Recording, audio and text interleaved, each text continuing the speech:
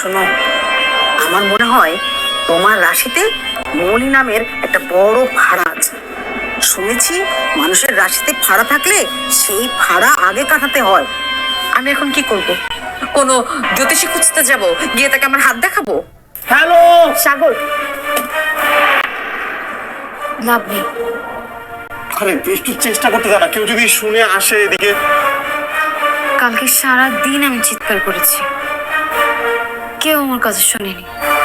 আর শুনতে পেলেও স্বামীর সন্ত্রাসীদের ভয় কেউ ঢুকতে এখানে আসলে বাড়ি বেচার বন্দোবস্ত হয়েছিল।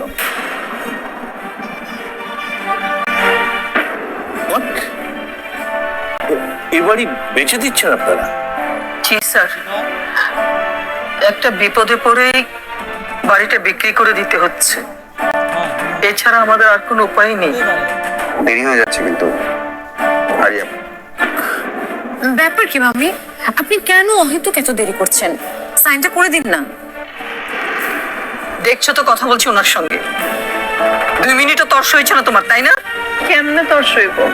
পানির দামে বাড়িটা পাইছে তো তাই। মনি, বাড়ির দাম নিয়ে তুমি আর একটা কথাও বলবে না। মামি, তাড়াতাড়ি সাইনটা করুন প্লিজ। 1 মিনিট, কি বিপদে পড়েছেন আপনারা? রুনার অপারেশন, তার জন্য বাড়ি বিক্রি করতে হবে কেন? আর আয়ান, এ ব্যাপারে তো আমাকে কিছুই জানান না। স্যার আসলে জানাতে চেয়েও পারিনি। পোস্টার ঘটনার পর আপনি এতটাই ভেঙে পড়েছিলেন যে। ও আয়ান, এতদিনেও তুমি আমাকে চিনতে পারোনি? আপনাকে আমাদের খুব চেনা আছে। আপনার শুধু মুখেই বড় বড় কথা। আপনি যদি আগেই মনিকে টাকা দিতেন তাহলে এই বাড়ি বিক্রি করার কথাই উঠতো না। আগে ভুল হয়েছিল, অনেক কিছু চোখের আড়ালে ঘটায় কিছু বুঝে উঠতে পারেনি, কিন্তু এখন আর ওদের টাকার জন্য চিন্তা করতে হবে। আমি জানি স্যার যে আপনাকে বললে আপনি যেভাবে হোক টাকার ব্যবস্থা করে দেবেন, কিন্তু আমি আপনাকে নতুন করে কোনো চাপ দিতে চাই না। এইখানে তো দেখছি মেলো ড্রামা শুরু হয়ে গেছে। মামি, আপনি কি সাইনটা করবেন নাকি আমি আমার লোককে ফোন দিয়ে বলবো বাড়িটা যেন না কেনে? না করে দিন, টাকাটা আমি নিয়ে এসেছি।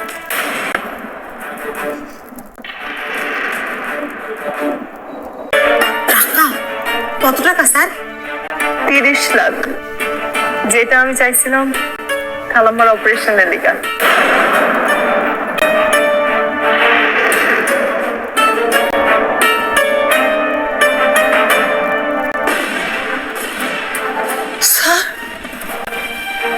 স্যার, আপনি রুনার অপারেশনের জন্য টাকা নিয়ে এসেছেন? বিশ্বাস হচ্ছে না আমার বিশ্বাস হচ্ছে না স্যার।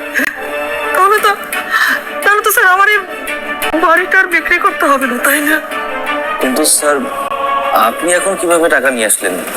আমি তো আপনাকে জানাইনি। তুমি না জানালে কি হবে, মনে জানিয়েছে।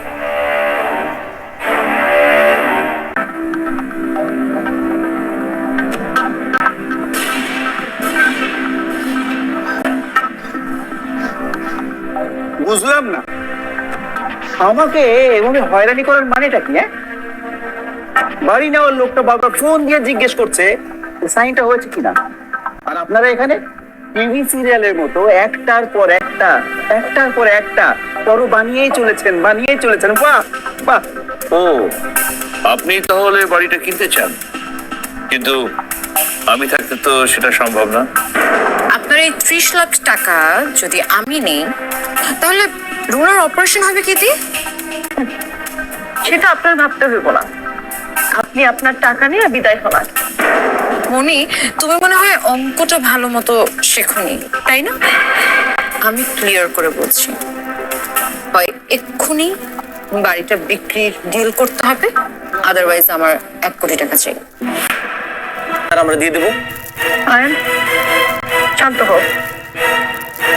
চেয়ারম্যান স্যার আছে তো, উনিই কথা বলবো। আমি এক্ষুনি আপনার ভাগের টাকা দিতে রাজি আছি। বাড়ির দাম 1 কোটি টাকা হলে আপনি 8 ভাগের 1 ভাগ পাবেন 12,50,000 টাকা। ইম্পসিবল, আমার 1 কোটি টাকা চাই, দ্যাটস ইট। কেন 1 কোটি টাকা তুমি নেবে কেন? পুরো বাড়ির দামই তো 1 কোটি টাকা ধরেছিলেন।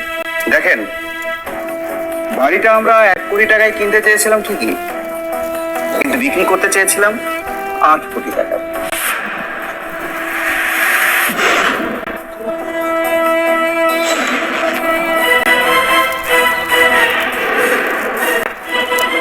আর 8 কোটি টাকার 8 ভাগের 1 ভাগ কত হয়? 1 কোটি টাকা। 1 কোটি টাকা? আলিয়া, এত বড় জোচ্চুরি করতে পারলে তুমি? 1 টাকাও দেবো না তোমাকে। আসসালামু আলাইকুম প্রিয় দীপ্ত টিভির দর্শকবৃন্দ, সবাইকে জানাই শুভেচ্ছা এবং ভালোবাসা। আপনারা দীপ্ত টিভির ধারাবাহিক নাটক মাশরাফি জুনিয়র 1132 নম্বর পর্ব শেষ আসছে 1133 নম্বর পর্ব।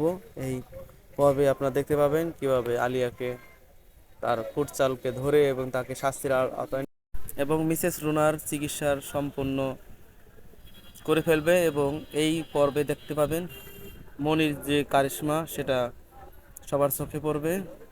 এদিকে জান্নাতকে কিডন্যাপ করার জন্য আনোয়ার সাহেবের লোক যে স্বামী ব্যবস্থা করেছে সেটাও ভেস্তে যাবে। এবং এভাবেই দেখতে পাবেন মাশরাফি জুনিয়র সারা প্রতিকূলতার মাঝেও তার সফলতার যে ঝলক সেটা সবাই দেখতে পাবে। দর্শক প্রিয়